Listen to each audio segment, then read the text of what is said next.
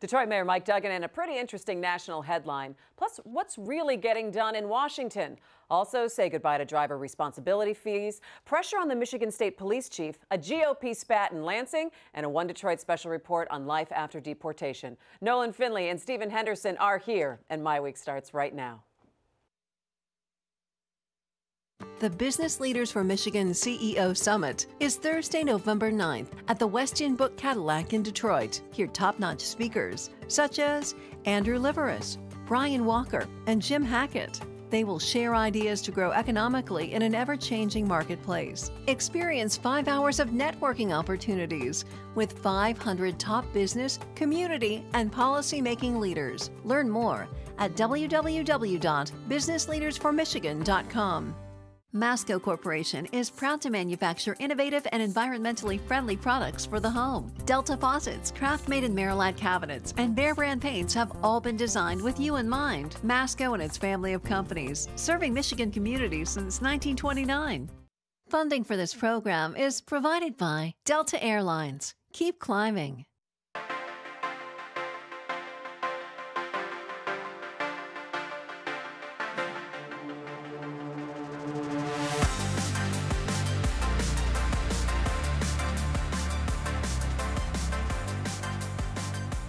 Hi there, welcome to MiWeek. Thanks so much for joining me. I'm Christy McDonald. A busy week with a lot to get to. We'll get into some Lansing politics, a break in fees for drivers, plus the Michigan State Police Chief still feeling the heat from groups demanding that she be fired for her racially charged Facebook post. Plus, what's happening in Washington, or really what's not happening? Nolan has beef with executive orders. Stephen's mystified by the lack of action. We'll talk about it. Also, a pretty interesting headline and how it plays into the Detroit mayor's race.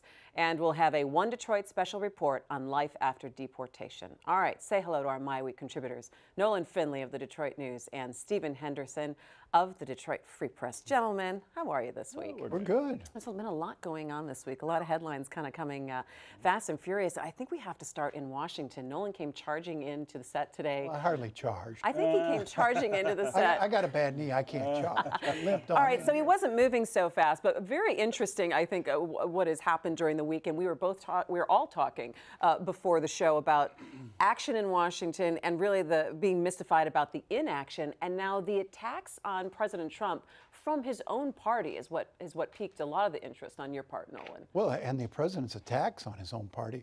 I mean, you see a real coming. The friction in Washington now is all between Republicans. I can't remember when the last time was the president tweeted out an attack on a Democratic senator, a Democratic congressman. It's all been Bob Corker. Before that, Jeff Flake. And the Corker thing this week is really interesting because this is a guy who has some influence in the Senate, considerable influence. I mean, he's head of the Foreign Relations Committee, a very mainstream establishment conservatives. This is not a rhino, to use the ridiculous term the Tea Party has coined. And they're just in an open war, insults going on. And now this morning, Ben Sasse stepped up and asked in an interview, he asked, is the president going to recant his oath of office now that he has failed to defend and protect the Constitution, the First Amendment of the Constitution? That was in that rambling speech or comments he made yesterday, in which he said we might want to revoke NBC's operating license and start investigating the press. And you've got a lot of people within that party who are starting to say, we can't take this anymore. What do you make of the action or the inaction here? Well, I mean, I think it's interesting that it's happening so early in this administration. This is an administration that's, 10 months old now, and already you have this kind of warring among Republicans. I mean, this guy gets elected, he has majorities in both houses. Yeah, isn't this Congress. supposed to be the perfect scenario for them to get things done and to advance the Republican agenda? On paper, it looks that way, but I can remember back in November and December, people saying, well, don't be so sure because nobody knows what this guy will be like as president. No one knows if he will be able to construct an agenda, and he's made himself pretty transparent. I never know what to quite make of what he's doing. So the thing he said yesterday about NBC, is in response to what he thinks is really bad coverage of his administration since he's been in office. And yet he used to work for that network. And while he was doing that, he was leading the campaign against Barack Obama based on the idea that he wasn't born in this country. I mean, a patent lie that he spent a lot of time and a lot of money spreading all over the country. Does he not in any way, I mean, there's no way he's unaware of that kind of hypocrisy. So is he doing this for some other reason? He can't be serious. I mean, he can't possibly be serious. Or is this just attack? Because any kind of personal affront on him, he's going to go back. He didn't think NBC should lose his license when he was doing that. Of course not. But I mean, this has been his pattern. As you said, attack, rally the base against your enemies, and the base is still holding firm at around 35, 40%. Just attack. First, you know, he goes after the press. That's been from the beginning. I've said here, the press it has some culpability in this. They've taken the bait too often. But now he's going after his own senators in a caucus where he only has a 2-vote majority. Yeah. He's going after his own senators. What does he expect to get done on difficult legislation? I don't think this is about policy making anymore. I don't think he gives a rat's whatever about the policies and what it gets done. He's out there yesterday talking about tax reform, serious issue. What are people talking about today? They're talking about his attacks on the press, his insults of Bob Corker. Nobody's talking about his agenda because he's not talking about it. So it's not focused whatsoever. I do want to bring up something before we leave kind of the Washington conversation about executive orders that you were pretty you know, angry about this week and compared it to the use of President Obama's use of executive orders. President Bush. And what President Trump is attempting to do here now with health care. This is an unconstitutional way to govern. The Constitution sets up separations of power, and it sets up a process for enacting laws. And what the last 3 presidents have done to the extreme is use their executive orders, use their agency rulemaking to, in effect, make law and bypass the Congress. That's not a representative republic anymore. That resembles more of a dictatorship. And the problem with it is, as we've seen with DACA and the Clean Power Plan and other things, an executive order can be undone by the next president. An agency rule can be rewritten by the next administration. There's no permanency, no certainty to our policies. Can this ever be an effective decision-making tool, though? But, well, I mean, for starters, I don't think it's unconstitutional. I mean, the Constitution gives, Article 2 gives the president a lot of leeway over the cabinet, over the departments that they oversee. But not executive orders. Executive orders date back to George Washington. Okay, every president has indulged on that front in many ways. Not to make laws. Also remember that the Emancipation Proclamation is an executive order. It's always been somewhat controversial. The last 3 presidents are doing it more frequently than other presidents. In a different way, Steve. And they are doing it in a slightly different way. And I think it risks policy instability, as you point out, that you yo-yo back and forth. You can right? overturn but the something. difference here, one another. They're using it to enact policies that Congress has already rejected or refused to act on. In this case, in terms of Trump on the health care changes, Congress has defeated that now. Yes. 2 or 3 times. The president can't act. Can't just do it. They can't bypass Congress. That's violates separation of powers. I think it's a bad policy, but I mean, you go back to the Emancipation Proclamation. That could not have been passed. The Congress at the time. That's why Lincoln did it. And I understand that. But these are laws that require spending, require budget decisions, and the Constitution specifically forbids that. In theory, I agree with you. I think it's bad policy. I don't know that they're violating the Constitution. They are certainly stretching the limits there. All right, well, let's move on here. You know, I was cruising through the Washington Post online this week, and I saw this headline, America's Most Accomplishing Politician. Who could this be, I wondered. So, of course, I clicked on it. Well, it was a column by George Will, I'm not a sucker, about Detroit Mayor Mike Duggan. Got me wondering about reaction to this, if George Will is on point, and how press like this plays into the mayoral race and the debate in the upcoming few weeks. And Stephen, I'm going to give you first crack at this one. You read this, eh? I did, and I thought it was, I mean, it was pretty indicative or reflective, I guess, of the way the national media have covered us here in Detroit, which is pretty surface and not getting into a lot of the detail and looking at the whole city and how it's doing as opposed to just the things that are going right. There wasn't anything in there that was inaccurate or untrue. It's just that it's a partial picture of the city, and calling him the most accomplishing mayor is probably a little bit... No, most accomplishing politician. Politician, right. I think that's maybe a little further than I would go. I mean, there's other really great mayors around the city doing things differently than Mike Duggan is. But you know, I think he's a fine mayor. I think he's done a fine job. I thought this was a little bit over the top. How did you think this plays into the mayoral race? And, I don't know if it helps him or hurt him to have George Will, America's Nobody conservative, in America's really, or no one in Detroit's really reading George Will. Well, we're going to run him tomorrow in that column in the Detroit News. You know, I think we went through a long time when the partial story being told by the national media was a very negative story. Yeah. We haven't enjoyed this sort of positive press, particularly regarding our leadership. I mean, if you think about the stories that have been written about our local leadership over the last decade, not been that great. Right. So I don't think I think it probably was a little bit.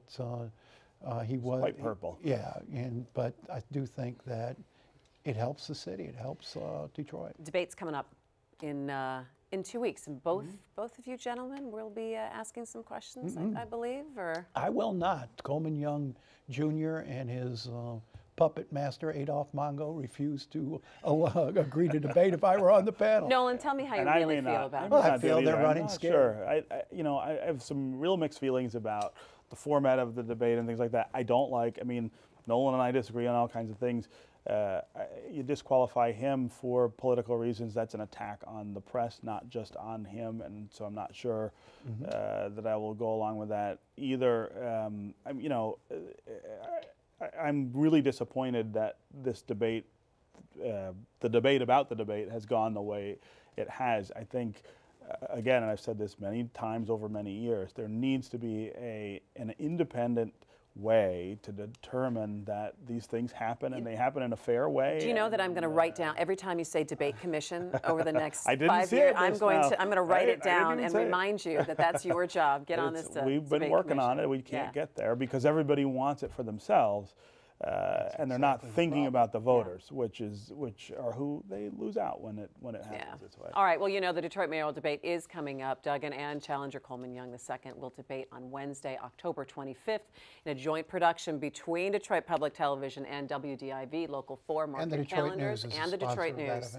You can see it right here on Detroit Public Television. All right. Checking in now on Lansing and a few things that are brewing there, including a push to phase out driver responsibility fees. Where's the passion for auto insurance reform? A Republican spat between Senate Majority Leader Arlen Meekoff and Senator Pat Colbeck.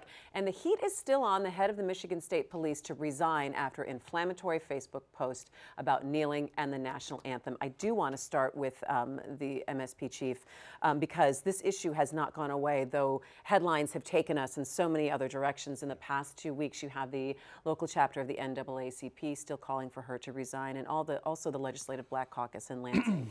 They met with her, but they are still looking for her resignation here. Stephen, the conversation hasn't gone away, but where is the conversation right now? So I had a really interesting conversation with Sherry Gay Danyogo, who's one of the Legislative Black Caucus members who was in on the meeting earlier this week.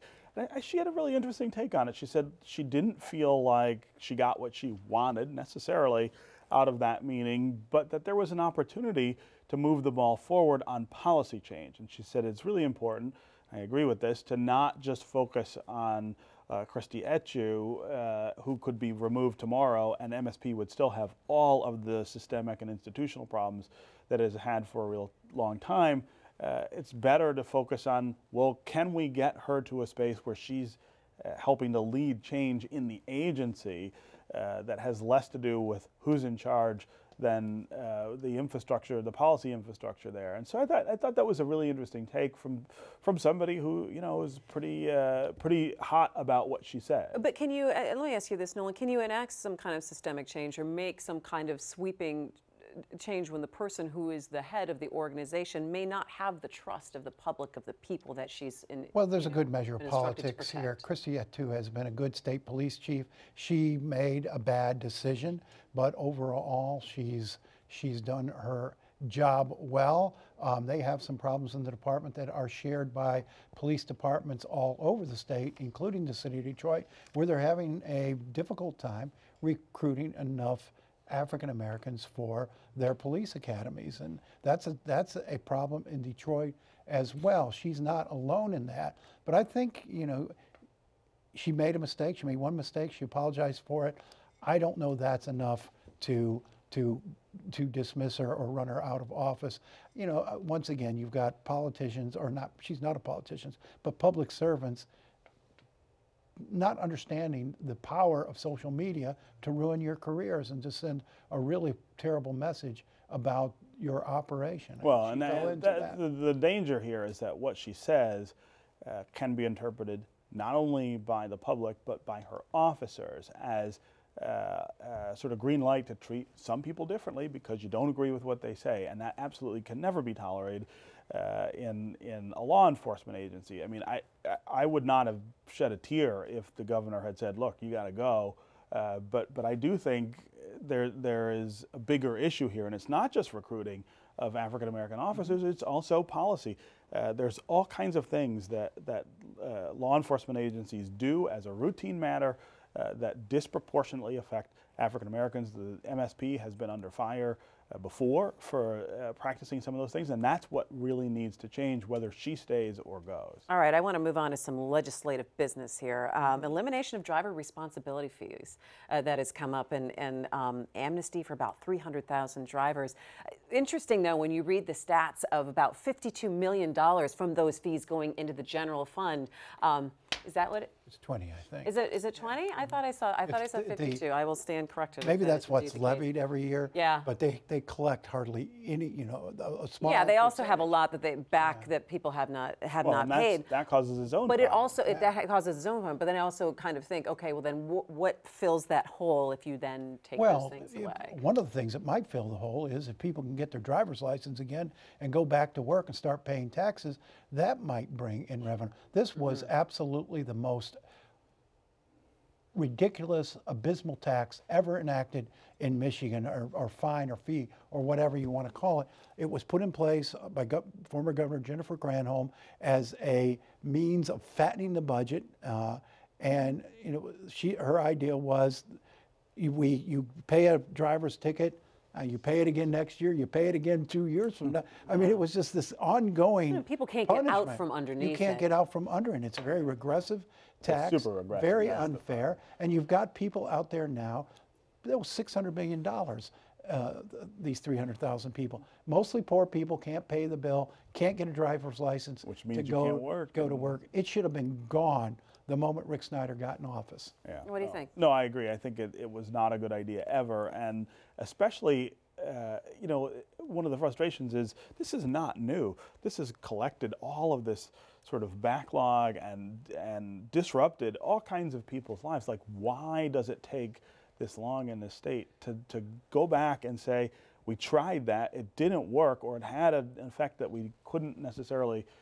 predict, we're gonna fix it. And so the idea that it's just now gotten to the point where people are saying, oh my goodness, this doesn't work, speaks to a bigger issue. It's not just these driver responsibility fees, it's local governments all over the state using traffic citations as a backdoor tax to raise revenue. It puts their residents at risk for employment, raises their insurance rate, and it's just perpetual punishment. Yeah.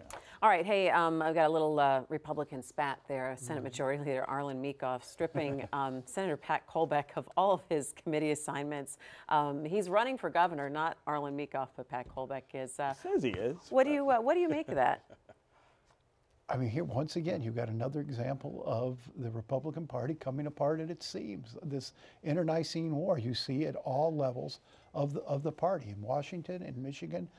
It is not one party any longer. It is two parties, maybe three, and they're not getting along any better with each other than they are with the Democrats. And again, you think when you have the majority, that you would say, all right, well, we got to clean ourselves up here a little bit. Well, they can't get along with the governor either, right? I mean, he can't get what he needs out of them. You know, Meekoff is a strange bird in this sense. I think the way he manages that caucus. There's a lot of people who've complained about the way he's done that. Not just Pat Colbeck, who I think is all his own brand of strange, and this run for governor, I'm not sure how destructive that would be, but it could, you know, Nolan has pointed out before, he could end up splitting the votes in a way that makes it easier for Brian Calley to become the nominee next year instead of should he get in? Very interesting. Yeah. Hey, real quick in the 30 seconds that we have left here, where's my auto insurance reform? Where's that going right now? Someone said this week that it's probably dead,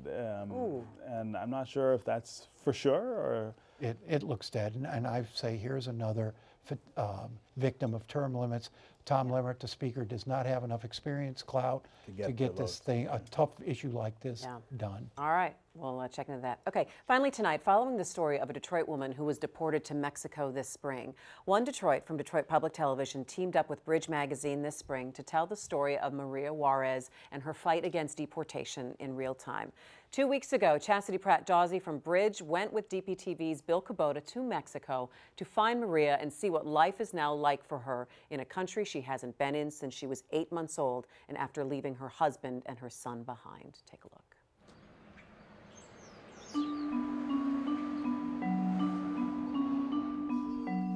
On May 26, Maria Juarez, a young mother from southwest Detroit, was deported to Mexico. To go? To go? Leaving her husband and 2-year-old son behind. The quake hit Tuesday afternoon near the Puebla state town of Rebozo, 76 miles southeast of Mexico City. Nearly 4 months later, Bridges Chastity Pratt-Dawsey and One Detroit's Bill Kubota flew from Detroit to Mexico. We're going to do an international story that has some Detroit to it. That means it's going to have some edge to it. That means we're going to tell you stuff that nobody else is going to tell you. To catch up with Maria, as well as find other deportees. What do they face? Well, we know they faced Hurricane Maria. We know they faced 3 earthquakes now and a lot of uncertainty. This is 2017, and Trump is promising to send more and more dreamers back to where they came from. And so they don't have a choice. Sometimes the only option is to go back to your homeland and figure it out. I have found Maria Juarez from Southwest Detroit. We are here in Guanajuato. It is a very, very drastic change in my life as far as living, lifestyle, people, food, water, everything is completely different from being over there. I'm afraid to go outside, so I'm afraid to be out. I'm afraid to be here. How could you do anything with your life if you're even scared to go outside your house? Maria is one of an untold number of young people who lived their whole lives in America and were deported. So you grew up in Southwest Detroit. What happened? How'd you end up not being in Detroit anymore? We're going to Mexico City. We've been to Leon and other places in Mexico talking to some of these young people who lived in America. Maria's story is just one of them. And Bill and Chastity are working on a larger story. We're going to bring that to you in 2 more weeks. If you'd like to see all the stories on Maria's journey and the reporting from Bridge Magazine and One Detroit, just go to MiWeek.org. We'll have it all for you there. All right, in the time we have left, I just want to say a quick hello to all of the great students I met at Wayne State University on Wednesday night. I guest lectured in the class called Survey of Mass Communication on the invitation of Professor Beth Conrad, and we had a good discussion about the role of local news and how it changed. And that was after the class, after my conversation with them. It's really great. I love meeting with kids who are studying this right now. It kind of makes me feel slightly young again. But they had a lot of good observations about local news and sometimes why they're not watching local news. My expertise obviously is television, as opposed to your expertise would be newspaper. But it's really interesting in what their perceptions of and what they want more of from us. Yeah, no, they do. I always push back a little on that though, because when you ask them where they get their information, inevitably they will talk about places that get their information either from us or are us in some other form. So in some ways this is a form problem rather than a substance problem, but it is important, especially if you want to be a journalist, to be consuming news on a regular basis, Yeah, and understanding how it works. It's a delivery issue. I mean, if you're studying to be in the news business and you're not watching and reading news, you might want to go down and sign up for a biology class. Well, they're watching it, but to Stephen's point, they're consuming it in an entirely different way. They're watching a video clip online. They're getting it through Twitter. Yeah. They're watching it in an entirely different way. So it was really great to be with them. All right, guys, that'll do it for me. We'll see you next week. It's going to do it for MiWeek. For Nolan, Stephen, and all of us at Detroit Public TV, I'm Christy McDonald. We'll see you back here next Thursday. Take care.